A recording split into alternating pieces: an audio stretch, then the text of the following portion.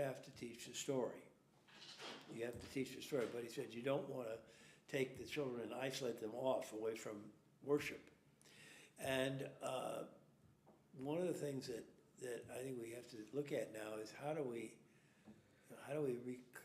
claim that?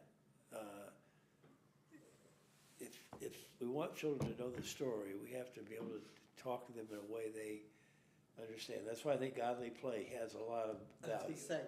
Godly play, I think, works.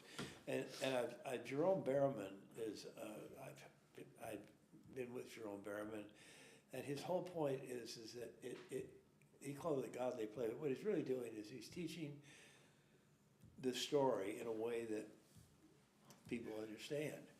And I think I think it's gonna make a huge difference if we're gonna if we're gonna grow the church.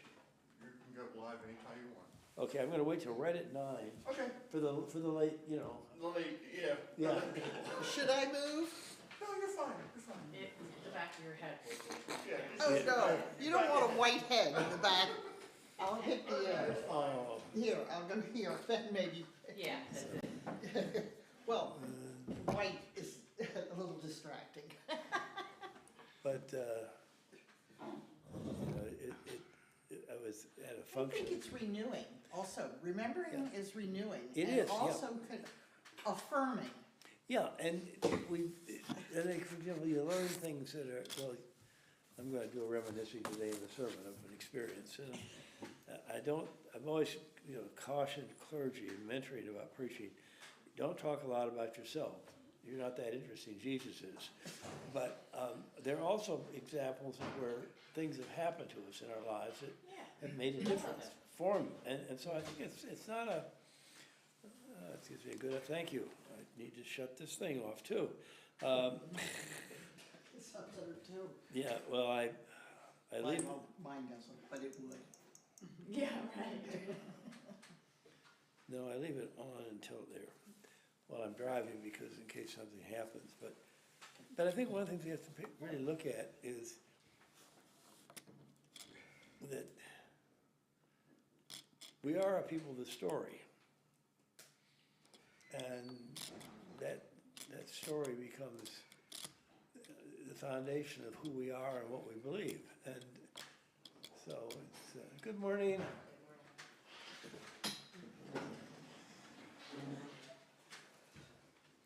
We have, we'll get started now. We have people who are on the stream, and Ray's taking care of this, but apparently last week the YouTube worked fine, the Facebook didn't, but that's been corrected. So to those of you who are watching live stream, I hope if you still have a problem with Facebook, YouTube works. All right, well, let's begin. This morning I'm going to talk about community, the most difficult of all of the four pillars. We had poverty, we had minority. Today we're going to have community. Next week we'll have itinerancy. And you might think, well, wouldn't poverty be the most difficult? Not really, because there's a real clarity there.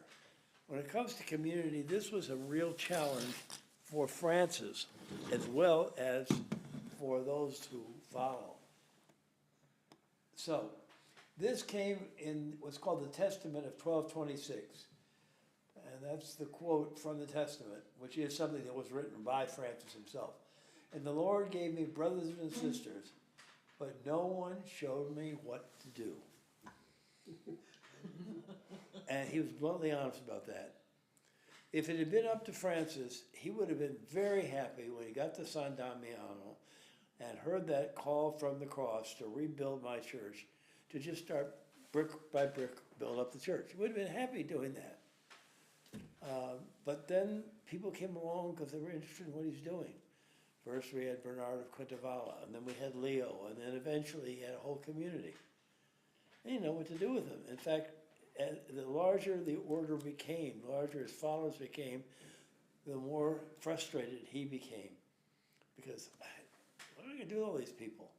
It was not his natural instinct to set up an organizational chart or to figure out how to make everybody work together and get along.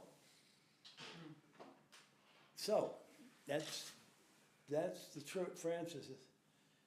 So intense was the challenge of having a community that it drove Francis to Livorno, where in 1224, and this is about 3 years before his death, 2.5 actually, he received the stigmata, which is the marks of the cross in his hands, feet, and on his side. Now, a quick story. After the call to common mission with us in the Evangelical Lutheran Church of America, I had 2 seminarians from Dodson, Maryland, go through Gettysburg Seminary. And I was up there with Angela Scarborough, who was the first one I had. I couldn't help but notice there was a stained glass window with Francis and receiving the stigmata. And I said to Angela, that's interesting. Why would you have the stigmata here? Now, let me be blunt. These are serious Protestants. These are German pietists, German Lutheran, this is not the Augustana branch of the Lutheran Church, which is the more Catholic and kind of liturgical. So she brings over a professor of liturgy, and he says, oh, well, he's just being blessed. I said, well, yeah, he's being blessed, but that's a stigmata. I'm really interested in that in a Lutheran seminary chapel. Never could get an answer. Tried, even the former dean, whose wife I got to know because she's on the faculty of, she's an Episcopalian, she's on the faculty of Episcopal Divinity School at Union. And so the late Jerry Nocky was bishop of the ELCA, the Delaware, Maryland Synod, said to me once, he said, you know, I think I know the answer to that. I said, well, what is it? He said, well, they were German, the German pietist branch of the Lutheran Church was also very frugal. And they probably got a good deal from the Romans and bought it. I just found that interesting. Of all the things to have a Francis, a stigmata in a Protestant seminary. Anyway, I've been to Livorno on 2 occasions, and besides having, it's a beautiful little town, village. My wife has done a piece of watercolor on it, and had one of the best meals I've ever eaten, Italian meal. And while the Franciscans I was with on a pilgrimage were all in this restaurant eating, the Daughters of Charity, that's Mother Teresa, were outside with their boxed lunches. So I thought, well, so much for poverty. That's okay. Anyway, so Francis really struggled, and he eventually turned the leadership of the community over to Elias, Brother Elias, who was a total failure, absolute failure. And they had to eventually replace him. So when we talk about community, it was not an easy thing for Francis. Oops, there we go. Now, the Franciscan rule has nothing close to the 72 chapters of inspired administration that you'll find the Rule of St. Benedict. Now, I have no idea why it takes 72 pages, but it does.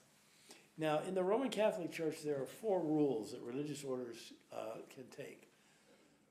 The Rule of St. Basil, which is not very much in the Western Church, much more in the Eastern Orthodox churches and in the Oriental Christians. That's the Armenians and others. The Rule of St. Benedict, which is the largest number. The Rule of St. Augustine, and the Rule of St. Francis. So Francis was granted his own rule by Pope Innocent III. And so, and in that rule, which is really the later rule of 1223, you will not find anything close to a 72 chapter explanation of administration. I'll get to it in a minute. Okay. 2 of the challenges that the Franciscans faced related to itinerancy and poverty. One of the realities was because they were itinerant, they were out among the people. So how do you kind of herd cats? How do you keep everybody happy? How do you know what they're doing? Valid point. We'll talk about itinerancy next week and what it means. And then, of course, the reality of taking an oath of poverty.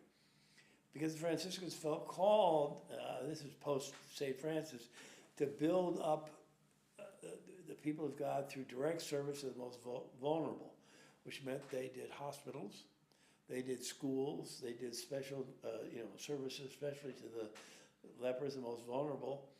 Well, if you got a vow of poverty, you gotta have a building, you got, so there are these challenges and they've worked through these challenges. Now, the correct word in the third pillar is actually fraternity. I didn't put it in my introductions to this because I knew people would say, wait a minute, that's all about men. It's not. It's a gender-neutral word. Now, anybody here, it's be for women only, anybody here a Kappa Alpha Theta? Okay. When I gave a program at Good Shepherd, I said, anybody here a Kappa Alpha Theta? And they said, we're all Delta Gammas. I said, well, that's good. So are both of my daughters, but that's it. Kappa Alpha Theta is the first Greek letter sorority in America. Founded by Betty Locke Hamilton at DePaul University, and its name is the fraternity of Kappa Alpha Theta. Oh. So fraternity comes out of friendship. Philia comes out of friendship. So if I say fraternity, and it's gender neutral or gender inclusive. And 10 times in the early rule of 1221, the word that is used in many translations is brotherhood. But Regis Armstrong, who I think is the finest scholar on Francis, one of the 3 editors of the early documents, and written some really fine books. I know I said Lawrence Cunningham's biography may be the best, but Armstrong has written a wonderful book about Francis and Clare. Has a good summary of the teachings of Francis. He will always translate that as brotherhood and sisterhood. Makes it very clear that fraternity is an inclusive term. And I'll go with Armstrong because he knows this stuff. So that's my reason for kind of sneaking into fraternity. Now, friendship, as it's understood, it didn't come down as low. No, darn, that's my fault setting up the slide. Jesus says in John 15, you shall love one another as I have loved you. No one has greater love than this, to lay down one's life for one's friends, and I have called you friends. Jesus changes the term in John's gospel from servant to friends. And that's what fraternity means. So it refers to a very strong, intimate relationship people have one with another. And that was what Francis wanted the community to have, this bond of friendship. But his inclination was never towards an organization chart. That just wasn't in his frame of reference. He wanted everyone to follow the gospel life. And this is what he wrote in the early rule of 1221. We'll follow in the footprints of Jesus. His belief was that Jesus laid out what we're to do. Jesus laid out how we're to love one another as God loves us, how we're to lay down our lives for our friends, how we're to serve those most in need. Whatever we do for the least of these, we do for Christ, and so on. The gospel life, the footprints of Jesus. Now, one of the challenges, we were talking about this a little bit earlier, when we were talking about Christian formation, is the gospel life, we got to know the story. And that is one of the challenges we have in the church, making sure everybody knows the story. I remember one day I had a family at my church in Atlanta that weren't the easiest people in the world to get along with. And so that was kind of ironic that I got elected bishop on the day that I officiated over their son's wedding. That's another story. And he was upset about the fact that we made a decision at St. Anne's, we're going to give 10% of our money away. First 10% of the money was given away to mission. And he said, I believe what it says in the Bible. I said, what's that? charity begins at home. I said, so where is that in the Bible? He said, Sermon on the Mount. And you mean like where it says if someone asks you to walk 1 mile with them, you'll walk 2 miles. If someone asks you for a coat, you'll give them 2 coats. He said, it must be in there somewhere. Well, of course it's not. So one of the challenges that we have with saying the gospel of life is we have to know the story in its fullest. And that's that. Now, in Francis' time, that wasn't as remote a problem as you might think, because the world in the 13th century was much more church focused than it is today. And it wasn't all good, because the church was also out doing the Crusades, and they weren't good. But, so, Francis said, this is how we are to live, following the footprints of Jesus. And then he laid out 3 things that everybody in the order should do.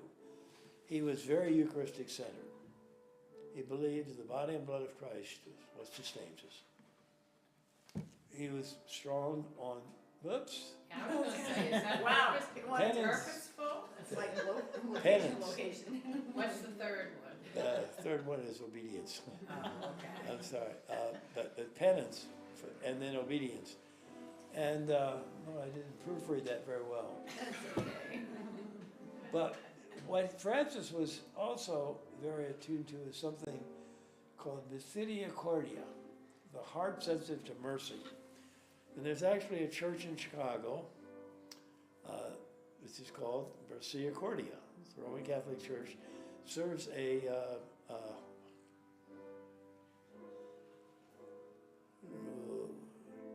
it's a Slavic community, but I'm reluctant to say it. If it's Serbian, I'm not going to say because I think it's Serbian, but I'm not 100% sure. But it's called the Church of Misericordia. That'd be really kind of hard to say to folks. Yes. Welcome to Misericordia, the heart sensitive to mercy. And mercy became a key, that's the third one up there after penance was mercy. I'm sorry. Mercy, that we will show mercy and compassion one to another. And one of the things that I think is important about Francis is was the centrality of the heart. Now, we oftentimes think of the heart in terms of romance. Well, that could be true. But Francis saw it in terms of that in us which is moved towards mercy, towards compassion, towards caring for others, as opposed to the head, which is where we think things through. I think it's fair to say that Francis was much more oriented toward feelings than not. Now, Myers-Briggs, I'm a 100% thinker. I got virtually no points, and so that doesn't mean I can't feel. It just means I want to think about how I'm going to feel first. But anyway, Francis's his point was that the heart is central, and he wasn't talking anatomically. He was talking about that in us, which should reach out mercifully towards others. So as he's putting all this together in the earlier rule and then later codified in the later rule, when the order was given its official sanction by Pope Innocent III, he's made very clear of any kind of organization. Fraternal meant we are going to be friends, we're going to be loving, we're going to be merciful one to another, and we're going to follow the gospel life.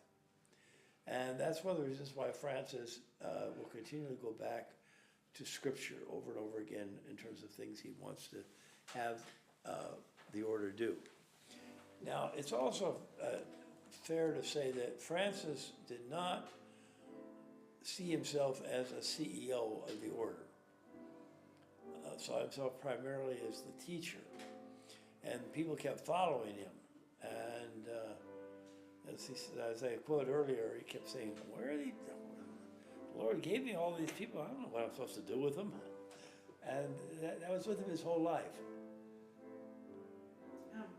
Yeah. Going back, what would you say the concept of penance is? Penance basically is asking for forgiveness, but with Francis, I think it was this. Penance is necessary in order for me to be reconciled to my sister and brother, as well as being reconciled to God. I've got to, I've got to get right with others. And throughout his ministry, he was constantly looking at those things that were broken between people. And then what do I do? When Francis moved much more into peacemaking, when he went to the crusade and realized he needed to go talk to the Sultan, he needed to go talk to the Muslims. We got to work this out. That was a penitential act because that's what's broken. There's a brokenness between us, and God wants us whole and healed. So I've got to go work this out. So for him, penance was reconciliation. It was not the flagellation and, oh my God, wicked sinner am I. Now, Francis was blessedly humble in many, many ways. I think one example is once when Brother Leo said to him, "Why does everybody like you? You're not really the truth is he was not a good-looking man. He wasn't attractive. Unlike Claire, who was quite attractive, he wasn't. He was just he had all kind of health issues. And he said to Leo, Leo, it's not about how I look. It's about what are we doing? And let's the two of us get things worked out. He saw penance as that constant looking for the reconciliation. And he never attempted to extol himself. He may have gone a little too far sometimes in terms of penance, in terms of never really taking credit for anything. When he was a major player in the massive reforms that took place in the medieval church, along with others like Dominic and Pope Innocent III and Innocent's successor Honorius III, and he would never take credit for that. He never saw that as he was not one to say, let's look at what we've accomplished this past year. It would always be, well, we've got more to do, or we could have done this differently. So his penance was much more about, we got to keep working and getting our act together, and especially one with another. Now, let me see if I can do this right. He had a high regard for the Beatitudes out of the Sermon on the Mount, primarily Matthew's. Now, Matthew's Beatitudes are just more extensive than the ones in Luke, in the Sermon on the Plain. So he always said, we have to set the bar high. Now, these are the words that actually Regis Armstrong gives. That Francis did not ever see a lightening of the load. To him, the gospel life was always, we go in wholeheartedly, we fully engage. We don't say, well, I'm going to make it a little easier for you. Then he didn't do that. Now, we would, if we thought of St. Paul, we would say, but even Paul said there are sometimes when people should be given milk and not solid food first. No question about that. But for Francis, those in the order were to go all the way in with gospel life. And we'll set the bar high. Not everybody was called into the order. And that didn't mean his goal was not to go out and recruit as many as he could. His goal was to have people who were committed to the gospel life and committed to serving. And he always said we have to be willing to serve those most in need. And he scandalized his various communities in Italy by going among the lepers. Because the lepers, leprosy was considered the worst thing. And it was contagious.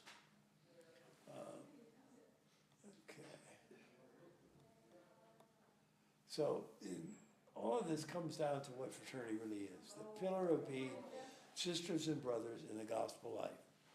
Now, Francis did have sisters. the followers of Clare. And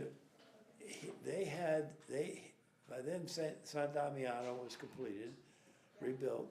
They lived at San Damiano, and the brothers lived down in the Porciuncula,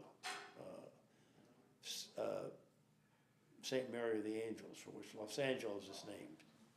So but they were, not until after Francis' death were they given the Franciscan rule. They had to follow the rule of St. Benedict, which is a little bit different in a lot of ways, obviously.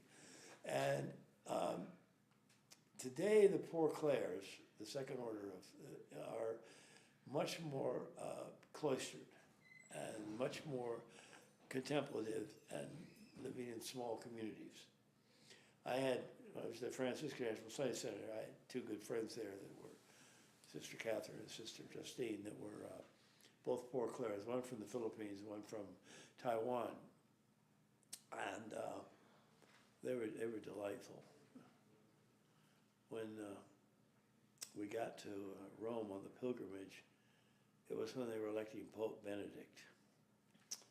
But they had just opened up the crypt for John Paul II.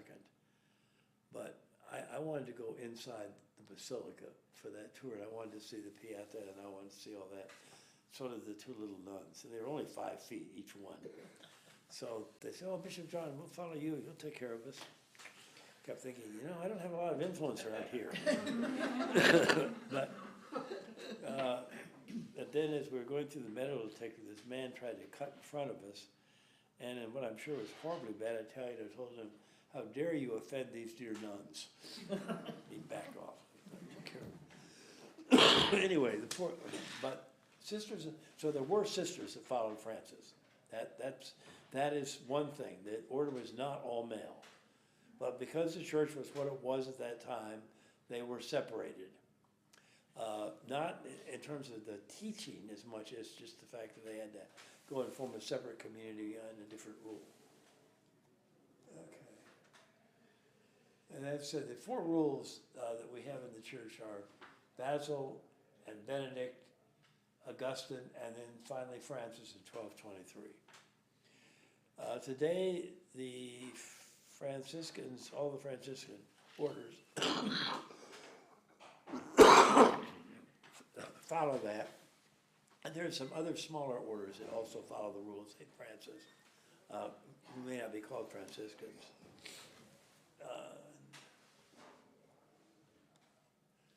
Now, the rule of St. Francis can either be the most challenging one, because everything has to fit with the gospel of life, or it can be the least challenging because there are so few specific dictates that you can say, okay, I'm committed to the gospel of life, and let me see how God wants me to work. Therein is one of the great gifts of the Franciscan tradition. I think I shared this on the first Sunday, that if you are asked by your order to relocate, move, an itinerancy would be that, and you don't feel called, it's okay. Then they may not move you. And so there is a certain openness, and I remember Bishop Rosansky, who's now the Archbishop of St. Louis, but he was then the auxiliary bishop here in the Archdiocese of Baltimore, said to me once, he said, "How do the Franciscans ever get anything done?" And I said, well, they do. And a lot of it is because there's a huge amount of energy placed on the fact that I have to take responsibility for who it is God's called me to be. And for Francis, the humanity of Jesus was terribly important. He wasn't alone in that, but it was terribly important. And so your humanity was redeemed on the cross. And so if you said, I feel this desire to do something like this, well, you have to take that seriously, because you are a child of God, you're a servant of God. So it's either the most challenging because you have to figure out what the gospel of life is, or it can also be, I suppose, less challenging because you've got a lot of latitude to find yourself. And that's one of the things that I do spiritual direction, and I tell people if you want to get into the Franciscan, you really have to put a lot of effort into your own discernment and your own prayer and saying, where is it that God needs me to be? And I will just say, when I look at my own life, I'm not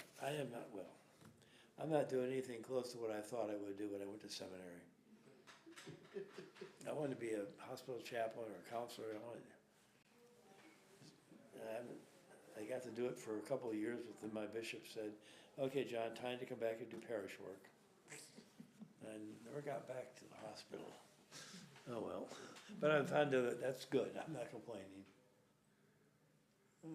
Now, in 1216, Dominic Guzman, who was a close friend of Francis, he was also into the mendicant, which means basically about poverty, sometimes called beggars, meaning that we go out and we live as we can. We're not looking to accumulate, and both the Franciscans and the Dominicans were critical of a lot of the power and wealth that the Benedictines had accrued with their huge monasteries, which oftentimes were massive farms. And so as a result, Benedict and Francis thought about coming together and forming one order. There were two things that stopped them. One was Dominic was highly organized. He was a really good administrator. And it's interesting, the Dominicans followed the rule of St. Augustine. The other thing that's very interesting is they had a theological difference. And it had to do with the fact that Francis believed that Christ came as the fullest expression of God's love. Dominic believed Christ came because of human sin. And Francis said, well, there's no question human sin, and there's no question that we need redemption, and there's no question that's what Jesus Christ does. But he would have come anyway. And they went their separate ways over that piece. And then later, the Dominicans became much more, that's why the OP there, after their names, is Order of Preachers. They're all about teaching as opposed to direct service. They went in different directions, but they had considered that they ought to merge their orders. Now, one of the things that's interesting about Francis is that Francis also believed that, I said earlier about the humanity and appreciating how unique we are in God's eyes. Over a 4-year period from 1217 to 1221, he wrote the rule for hermitages, both for men and women. And he used Mary and Martha out of Luke 10, 38 to 41. And he said there must always be a contemplative side and an active side. And there may be people that are called more to one than the other, but you have to have both. And he decided that it was not that when Jesus said to Mary, you picked the better part, it wasn't because, the contemplative is better than the active. Because she had more attention to her friendship, her fraternal relationship with Jesus, not because she was contemplative. Now, I used to jokingly say to people, well, the reason Jesus said Mary chose the better portion is because God likes introverts better than extroverts. I'm an introvert, so I can say that. No, that's not true. I used to write sermons on Thursday, and the two administrative assistants in the bishop's office, Maisie Heil and Ashley Thompson, then they were both very strong number 2s on their Enneagram helpers, very much in the Martha tradition. And they would, my door would be closed, and they'd say, talk to Martha, Mary's in there contemplating. So. But Francis believed that your gifts, finding your own gifts, and that's part of the latitude in fraternity, is to find yourself. Where is God calling you? And he may not be calling me the same way he's calling Linda, for example. And that's okay, because together we will find ways to relate, and we'll be like Paul said about the body of Christ. The other thing about Francis and his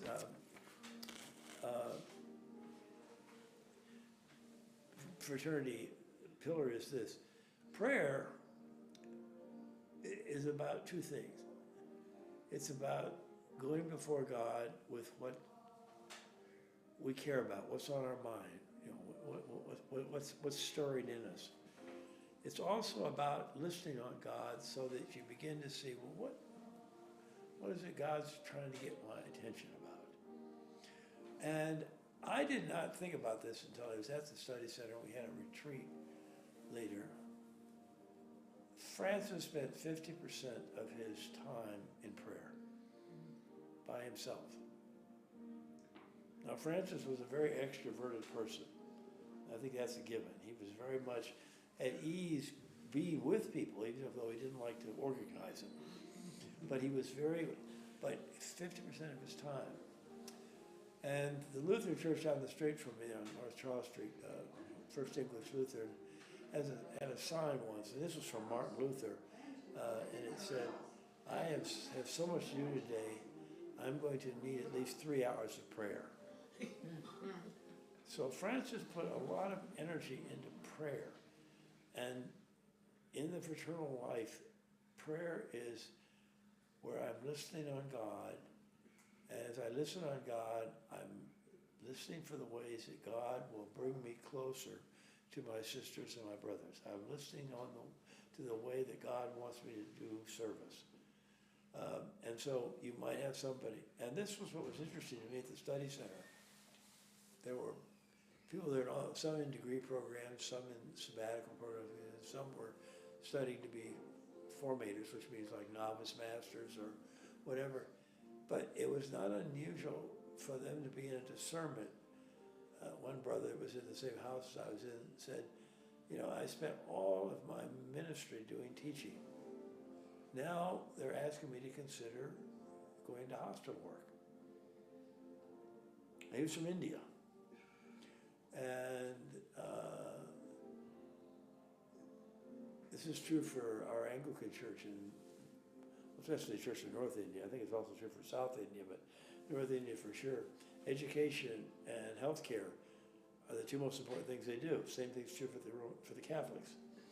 So he was discerning during his semester there about this transition. And so you find a lot of that. So the fraternal order, to me, for Franciscans, comes down to we live in community through the gospel life. And that meant that a lot of work is done by gathering the brothers and sisters together and saying, where is God calling us? Community meetings were all the time. Didn't, you know, they'd bring the house together and we talk about, and maybe it was something simple, like, you know, who hid the key, you know, how did we lose the key to the liquor cabinet? That actually happened. We found it, but sometimes it was more serious. One of them had to do with the fact that there was a recognition that people from so many different countries that we really didn't know very much about each. And how do we learn that? How do we accommodate each other? How do we recognize the fact that we're from different places? And I was the only American in there. And it was interesting. I also learned something else, which was the perception people had of us wasn't all that good. And someone said to me, well, you guys have so much money. And I said, well, I don't have that much money. No, you're an American, you must have lots of money. You all have money. Well, that's a misnomer, completely. So, community meetings. So, the pillar of fraternity is a pillar of basically how do we live together in the gospel life, sisters and brothers. Let me stop for questions.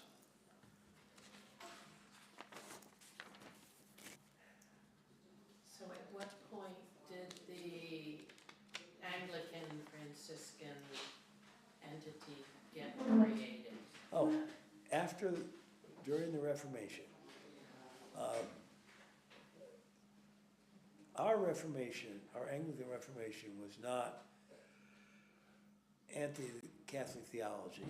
It was anti the leadership of the Pope. And we were much more connected with Erasmus and Christian humanism.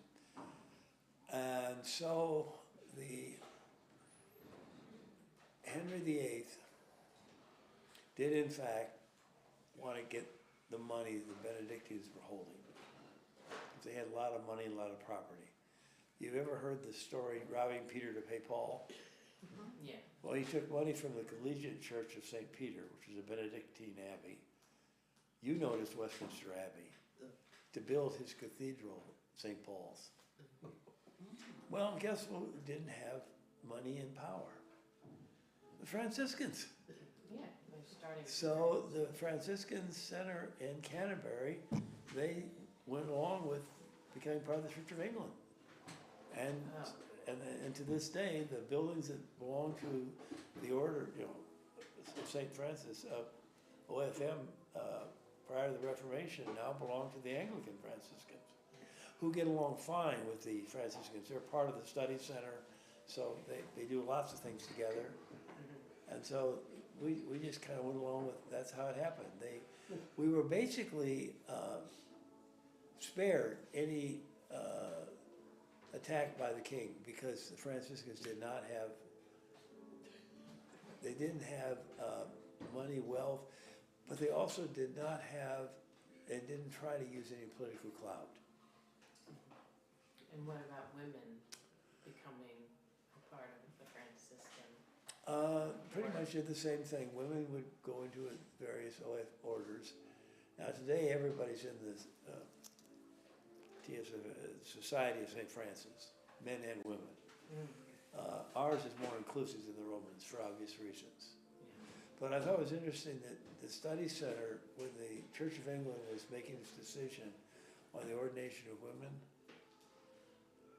they watched it all on television, and when the synod voted yes, they had a celebration. And many of them said, if it were up to us, we would ordain women. If it were up to us, we would have open communion. Now, in the United States, unless you know that in most cases, if you're not Roman Catholic, you're not to receive the sacrament. That's not true everywhere. Go to Italy.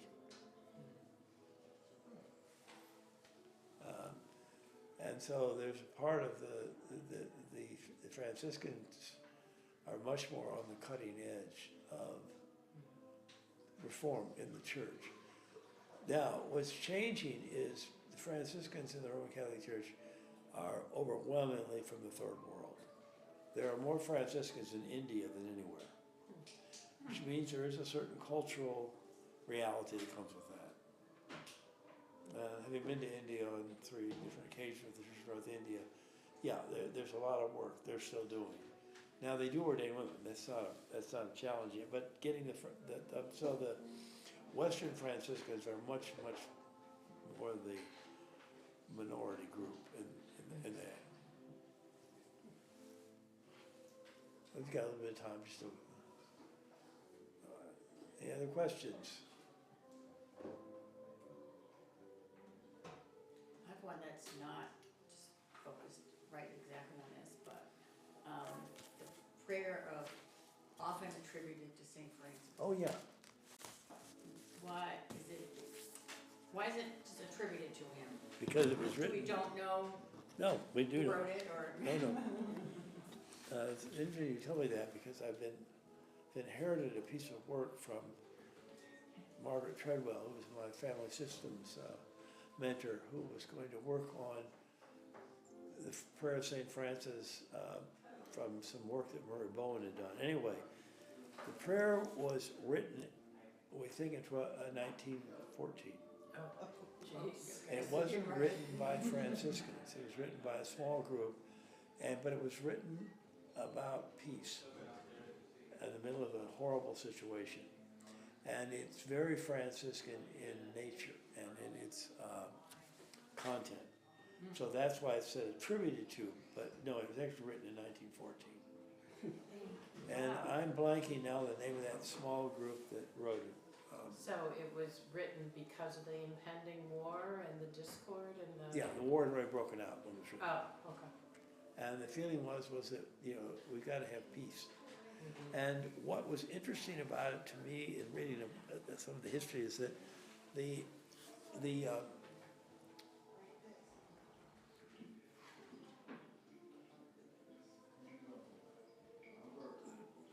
seeds leading up to World War I had been sown well before that. You know, this goes well back in the 19th century, and the Franciscans themselves were deeply concerned about the fact that as they were moved all throughout Europe, they were aware of where the tensions were coming, and how can we be instruments of peace? And that was a very big issue, and that's why people assumed it was written by the Franciscans, because they were really talking about that.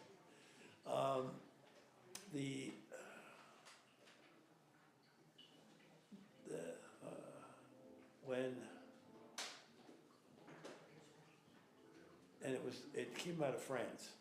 Oh, that's why I was. Yeah, it came out of France, and France was, good, and this was before the Germans had moved fully in. It's after the Germans had taken over Belgium, but had yet to move into France. And they were up in Normandy, so they were really looking at something happening very quickly.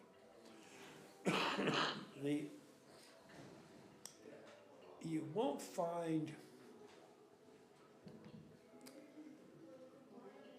find a statement within the Franciscan tradition that I would say would be considered to make them pacifists.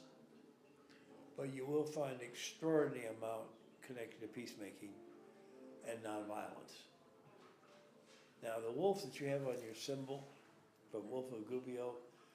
Is it a wolf or a fox? I always think it's a fox. Our symbol for, it is a wolf? Should be a wolf, yeah. Okay. The story of the Wolf of Gubbio was a Francis teaching about nonviolence. Francis was totally committed to nonviolence. That's why he couldn't go in the crusade. When he got to the crusade, he said, I can't do this. I'm here for peace. I'm not here to kill anybody. So the Franciscans are clearly on this in an era of peacemaking. You will find some who are pacifists, but clearly in the area of how do we bring peace when there's so much discord. And one of the reasons I think Pope Francis took the name Francis is because of that draw to peacemaking. And I think it's interesting. A Jesuit takes the name Francis, behaves like a Franciscan, and we finally can get Francis out of the bird bath. Into where he belongs, with justice and peace. I never bless pets on October 4th. Oh, you don't like to do the blessing of the animals? No. I do it on the Feast of St. Columba. In the spring. Oh. I always did it, yeah. And I always on October 4th go someplace where there are children, people at risk, particularly children. And I think it's that. Now, if you ask a Franciscan, what do you do on October 4th? They'll say, okay, thank you, I gotta go. Yeah. They will say, we go kiss the lepers. Kiss And I gotta go because the boss is calling me. Thank you all. Thank you.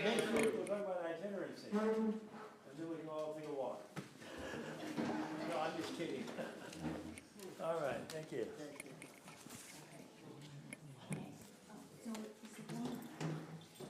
She and I have been communicating. Okay, I got that. I'll be ready. Okay.